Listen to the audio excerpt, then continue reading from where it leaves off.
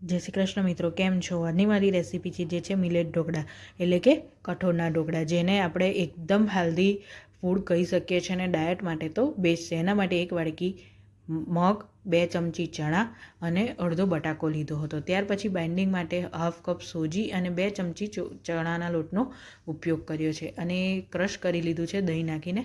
Half an hour rest આપ્યા પછી મેં એની અંદર મસાલો કર્યો છે. મસાલાની અંદર આદું, મીઠું, હળદર અને લાલ મરચું લીધું. તમે હળદર અને લાલ મરચું સ્કીપ પણ કરી શકો છો.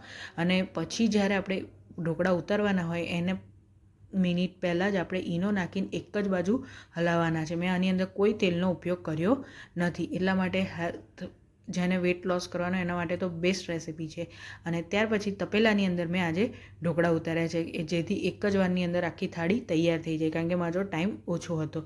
મેં ઉપર લાલ મરચું સ્પ્રિંકલ કર્યું હતું. તમે એની અંદર મેથીનો મસાલો અથવા તો ચાટ મસાલો કે મરી પાવડર પણ એડ કરી શકો છો. અને ઢોકળા તૈયાર થઈ જાય અને ઠંડા પડે એટલે એના પીસીસ કરી દેવાના છે. અને આ એટલા હેલ્ધી છે કે આની અંદર કોઈ ઓઇલનો ઉપયોગ નથી. હા, મેં વઘાર કર્યો છે, તમે વઘાર સ્કીપ પણ કરી શકો છો, અથવા તો આનાથી ઓછા તેલમાં પણ તમે ઢોકળાને તૈયાર કરી શકો છો. વઘાર બનાવવા માટે મેં રાઈ અને તલ લીધું છે અને કઢી પત્તા લીધા છે. પછી જે પણ ઢોકળા તૈયાર કર્યા હતા તે એની અંદર એડ કરી દીધા અને એને મેં ગ્રીન ચટણી સાથે એન્જોય કર્યું. તમે લસણની ચટણી સાથે પણ એન્જોય કરી શકો છો અને લસણ તમે અંદર પણ એડ કરી શકો છો.